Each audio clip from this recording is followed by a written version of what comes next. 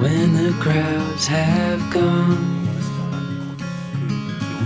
we could talk under moonlight till dawn.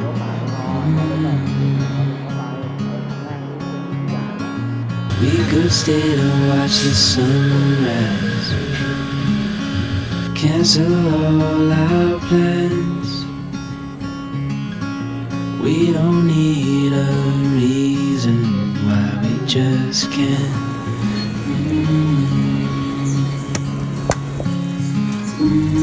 I wish I could stop time and stay 今日 in も this JR 西日本をご利用くださいましてありがとうございました。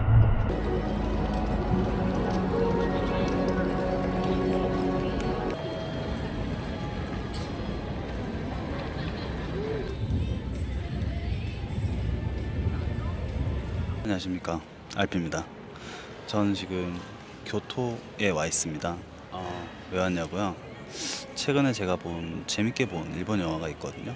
일본에서 1200만 관객 수를 기록한 어마어마한 영화인데요. 바로 이상일 감독의 국보입니다. 그 영화를 꽤 감명 깊게 봐서 거기에 나오는 촬영지들을 좀 가보고 싶다는 생각을 해봤어요. 일본 여행도 할 겸 이번엔 그런 곳을 좀 돌아보는 그런 여행을 할까 합니다. 가봅시다. 急電車ご利用の方はお乗り換えください。続いて四条河原町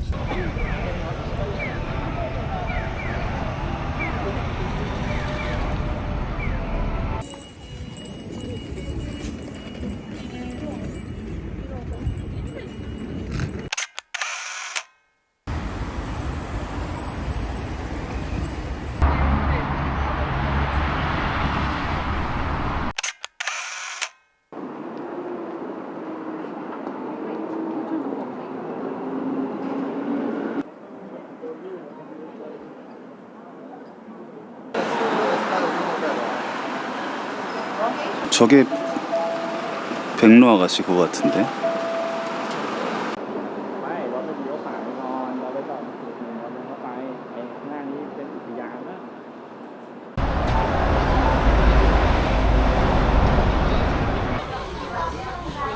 뭐를 먹어야 되나?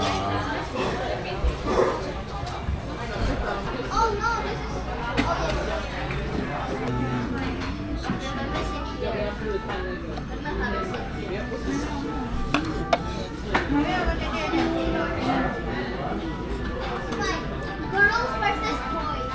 Okay. Boys hamster.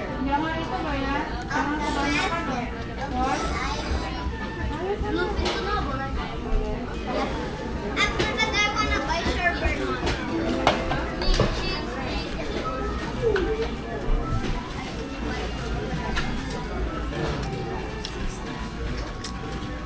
Oh my god, you're lucky.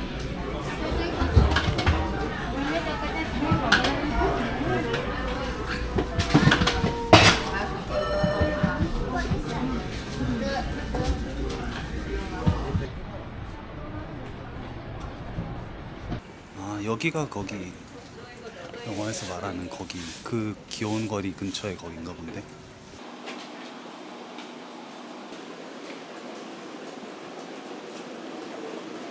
네, 여기가 폰토정 가물현장이라는 곳이고요. 역시 한 촬영지로 사용되었던 곳입니다. 영화에서는 이 앵글로 찍히죠.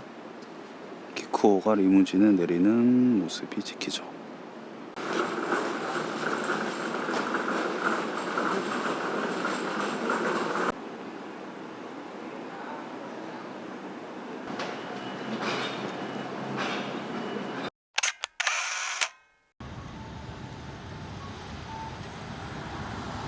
네, 강 건너편에서는 이런 모습인데요.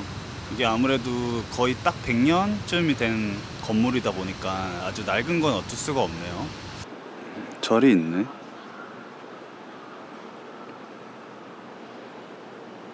날은 춥고 밖에서 꽤 많이 걸었으니 속을 달래러 따뜻한 커피를 좀 마시러 갑시다.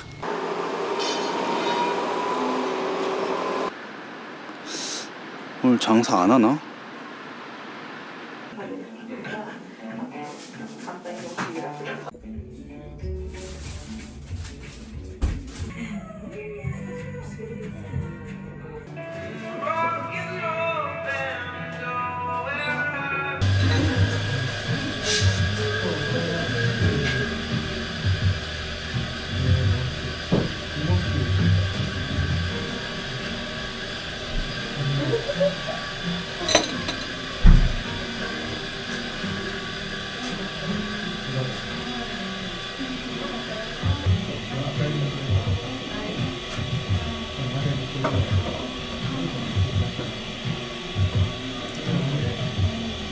ごちそうさまでした。ありがとうございます。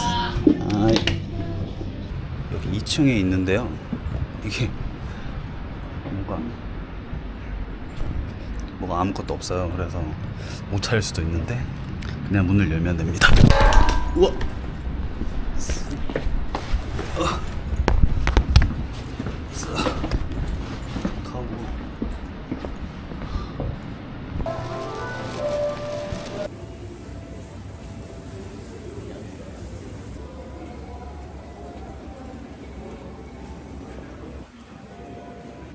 여기구만.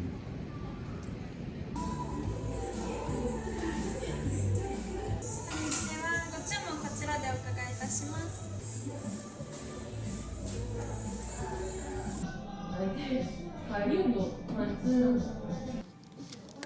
조용하고 좋네요.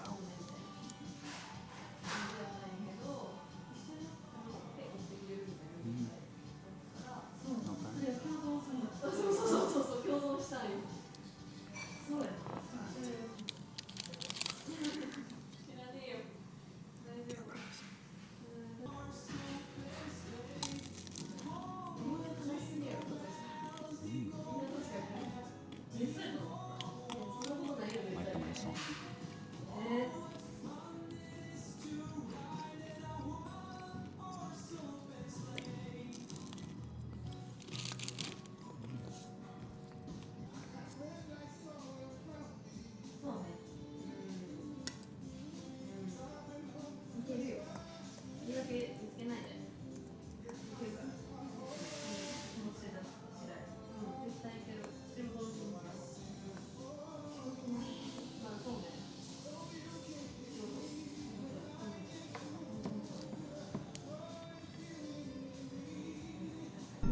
네, 그래서 처음에 가봤던 곳은 교토시조 미나미좌라고 하는 곳이고요. 교토가 17세기 이후에 그러니까 가부키가 처음 시작된 곳이고 이것이 거의 최초의 가부키라는 그런 공연장이라고 합니다. 키코와 슌스케가 도조지 그 공연을 하는 그곳으로 사용되기도 했습니다. 그 다음 가본 곳은 폰토전 가물연장이라는 곳인데요. 여기는 거의 아까도 말했지만 거의 100년이 제가 알기로는 1924년 뭐 그쯤에 개관을 한 것 같아요. 그때 이후로 거의 100년의 역사를 가진 곳이고 여기 또한 이제 영화 안에서는 나니와자라고 해가지고 그 키코가 현관으로 들어가는 그 장면이라든가 이제 하나의 한지로와 그리고 키코가 대기실을 쓴 장면이 있는데 그 장면도 역시 여기서 촬영이 되었습니다. 일단 호텔로 돌아가야 될 것 같아요. 가봅시다.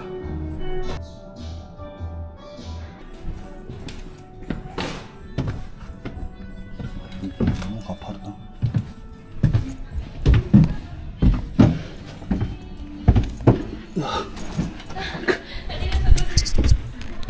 すいません。ありがとうございます。ごちそうさまでした。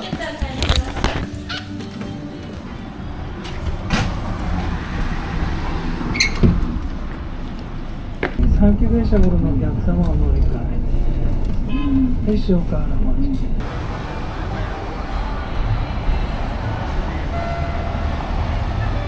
네, 그래서 호텔에 돌아왔고요. 예전에 한번 머물렀던 호텔이거든요. 교토역 바로 근처에 있는 호텔인데 뭐 가격도 안 비싸고 깔끔하고 좋습니다. 여기 뭐 별건 없어요.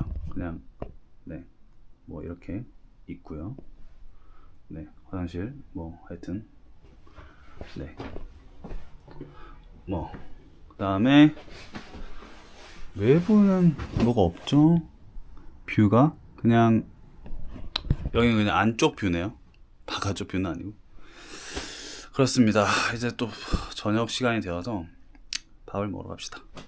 10분, 15분 정도 걸으면 찌개면 맛있는 맛집이 있다고 해서 거기 가보려고 합니다. 갑시다. 갈 곳은 긴조라면 쿠보타 본점입니다.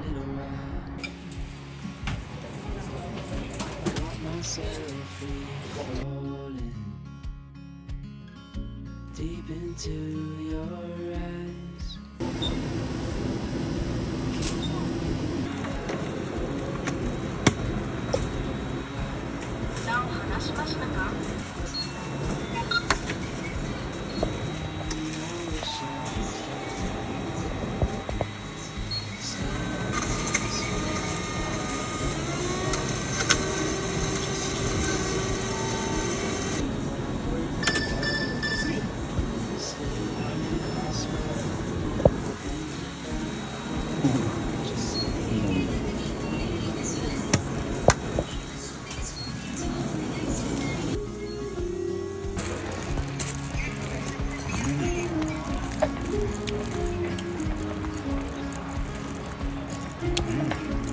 너무 맛있는데?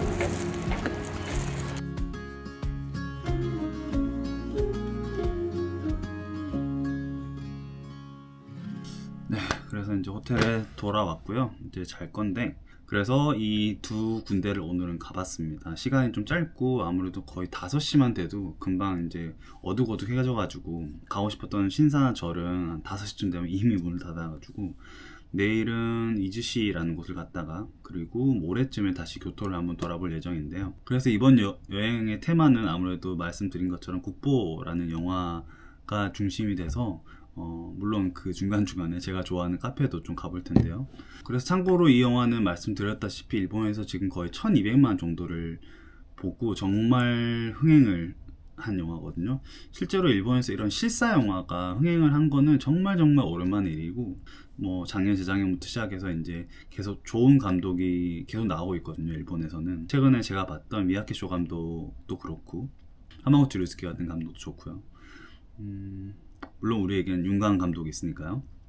어쨌든 전통국 가부키는 기본적으로 인형극을 바탕으로 한, 어떻게 보면 그거를 기준으로 삼아서 만든 그 인형이 아닌 인형을 사람이 대신하는 거죠. 어떻게 보면 기본적으로 요시다 슈이치라는 아주 유명한 소설가의 소설을 이제 각색을 해서 만든 영화인데요. 물론 소설과는 조금 차이가 있습니다. 특히 클라이맥스 이제 마지막 장면에서는 좀 많이 차이가 있고요.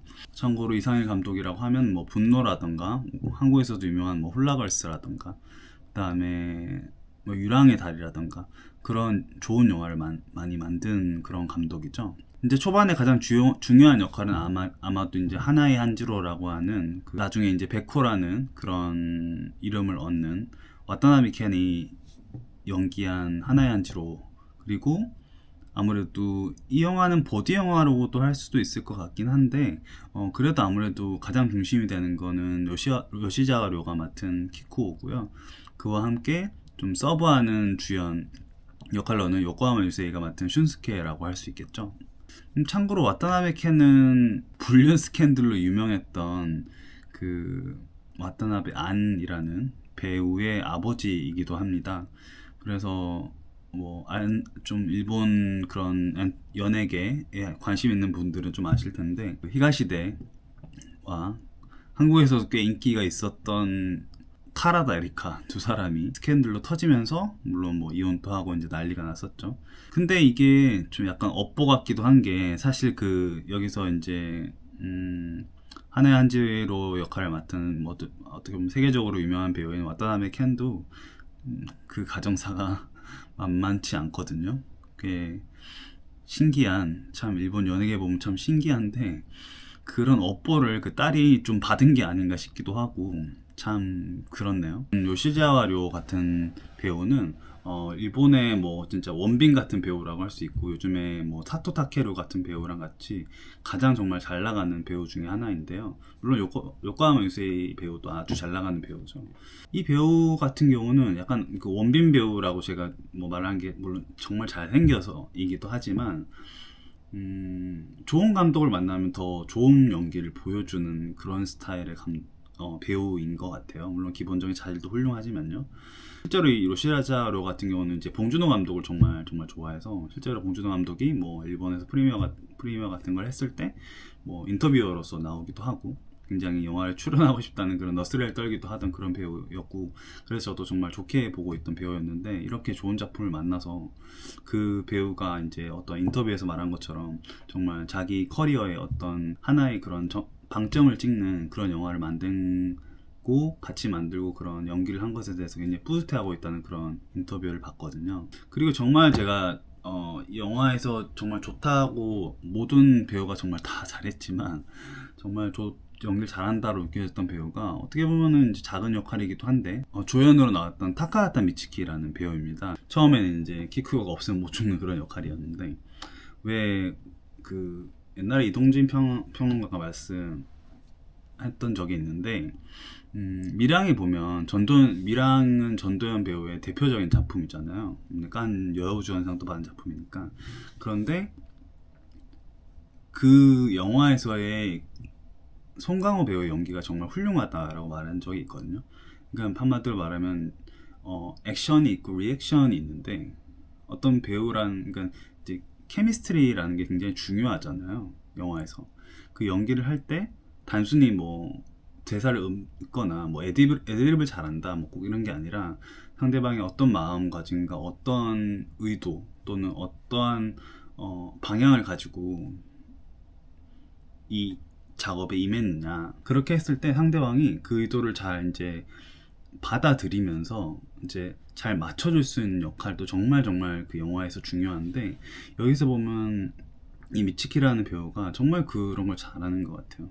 뭐 유랑의 달이라는 이상일 감독의 전 영화에서도 같이 요코하마의 배우와 함께 나왔었고, 또 제가 좋아하는 이제 정말 좋아하는 고레에다 히로카즈 감독의 괴물이라는 영화에서도 그 키코의 아역으로 이제 나오는 쿠로카와 소야라는 이제 어른 배우와도 같이 나왔었던, 정말 이 미츠키라는 배우도 정말 좋은 영화에 많이 출연하는 것 같아요. 이거는 단순히 뭐 인기가 있는 미녀 여배우 뭐 이런 게 아니라 정말 그 감독도 이 배우의 그런 면을 보고 캐스팅한 게 아닌가라는 생각이 좀 들기도 하거든요. 쿠로카와 소야 배우는 정말 약간 천재인 것 같아요. 그 고레에다 감독의 괴물이라는 영화에서도 거의 이제 신인 배우였는데 거기서도 정말 좋은 연기를 했죠. 그 초반에 보면 이제 여기선 이건 스포입니다. 스포인데 아버지가 이제 돌아가시게 되고 그 장면을 이제 창문을 통해서 보는 장면이 있거든요. 굉장히 슬픈 장면인데 그 씬 자체가 굉장히 중요해서, 여기서 이제 키쿠라는 배우가 예술에 정진하면서 항상 이제 자기는 보고 싶었던 풍경이 있다. 눈이 내리는 듯한 그런 풍경인데 그 풍경이 자기가 아버지가 돌아가실 때 보았던 그 풍경이거든요. 근데 실제로 자기 아버지가 죽으니까 당연히 굉장히 이제 슬프고 괴롭고 이제 아무것도 하지 못하는 이제 그런 자괴감의 표정을 짓고 있는데, 그 순간 찰나에 그 눈이 내리면서 그 한 장면에서 뭔가 아름다움을 느낀다라는 그런 표정 연기가 나와요. 잘 보시면 그걸 보고 정말, 물론 감독의 어떤 디렉팅이 있었을 것 같기도 한데 정말 잘하더라고요. 아직 정말 어린 배우인데 정말 미래가 창창한 그런 배우가 아닌가 싶습니다. 참고로 이 영화의 스토리는 나가사키에서 실제로는 시작을 해요. 그래서 사실은 나가사키를 가야 되는데 너무 멀고 이번엔 시간상 좀 다 왔다 갔다 하는 게 좀 힘들다라고 판단을 해서 그 이제 요정이 실제로 있다고 하더라고요. 실제로 있는 요정이고, 물론 이름은 좀 다르지만. 근데 왜 나가사키였을까라고 생각을 하면 그 타치바나 구미가 이제 거기서 신년회를 하면서 어떤 사건이 일어나게 되는데, 요시다 슈이치라는 소설가가 나가사키 출신입니다. 아셨습니까? 그래서 이 소설가가 쓴 소설이 있어요. 그 소설이 바로 이 나가사키라는 소설이에요. 나가사키에서 태어나서 나가사키라는 소설을 짓게 됐죠.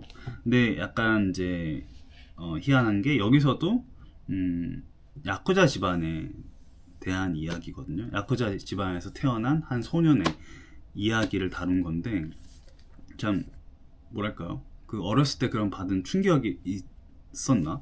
뭐 아는 친구 중에 있었나? 모르겠지만 이런 스토리를 좋아하는 것 같아요. 요시다 슈이치 소설가는. 이상일 감독이 폐암별이라는 작품을 아무래도 어느 정도는 이제 참고를 했다라고 말을 하고 있는데요. 물론 결이 아주 다른 영화입니다. 아주 다른 영화지만 뭐 소재라는 측면에서는 그 나라의 전통극 배우가 예술에 대해서 정진하는 과정에서 겪는 그런 일을 소재로 이제 만든 영화인데, 초반에 아까 나가사키 이야기를 했잖아요. 실제로 이제 국보라는, 이것도 제가 또 책을 사지 않았겠습니까? 네, 일본 원서인데요. 번역판을 안 샀냐? 번역판을 원래 사려고 했는데 이게 더 싸서 네, 단순히 그 이유입니다. 이게 더 싸더라고요. 그래서 어쨌든 이 요시다 슈이치의 국보라는 소설의 첫 문장에 보면 신년회를 하는데 희한하게 아주 폭설이 내렸다라는 식의 그런 문장이 첫 문장이에요.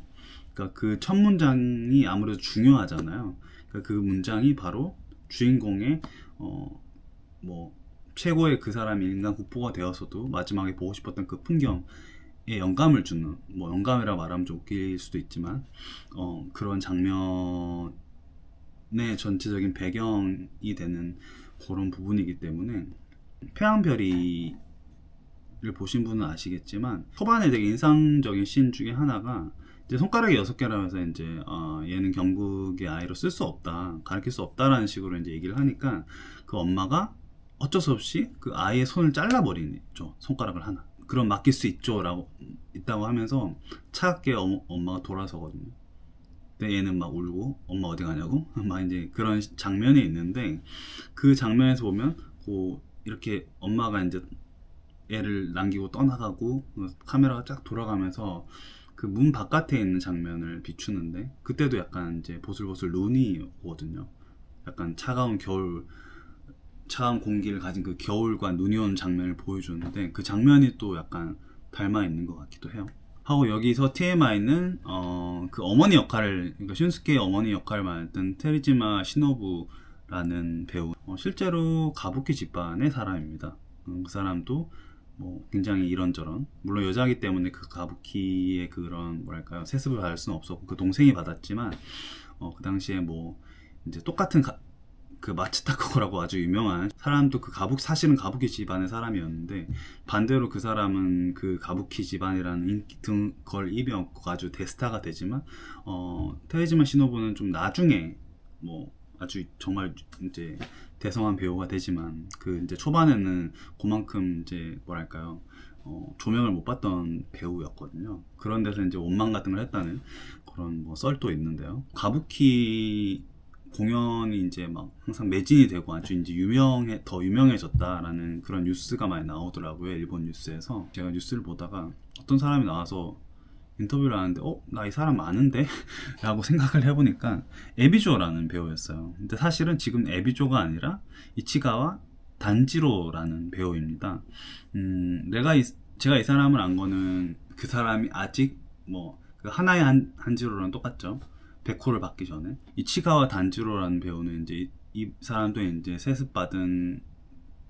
세습으로 이제 교육받은 가부키 집안의 사람인데, 이 사람이 나왔던 영화가 있어요. 영화가 리큐에게 물어라라는, 리큐니 타즈네요, 하여튼 그런 제목의, 리큐에게 물어라는 제목의 이제 아주 유명한 소설을 기반으로 한 그런 영화가 있거든요. 근데 제가 그 소설과 영화를 둘 다 봤는데 그때 참 좋아서, 이제 리큐 하면 일본 문화를 좀 어느 정도 아시는 분은 들어본 적이 있을 거예요. 왜냐하면 차의 원류죠. 일본 그런 차 문화의 원류를 만든 사람 중에 한 명이니까요, 리큐가. 또 리큐라는 역할을 그 당시에 에비조라는 배우가 했었어요. 그래가지고 잘하는 배우다라고 생각을 했는데, 이제 나중에 알게 됐죠. 이 사람이 원래는 가부키 배우 전문 배우였구나 라는 걸 알게 됐고, 일본 뉴스에서 이제 뉴스라고 했잖아요. 방송에서 나온 걸 봤는데 나 이 사람 아는데 하는데, 제가 알던 이름은 에비조가 아닌 거예요. 그래서 왜 에비조가 아니지? 라고 하니까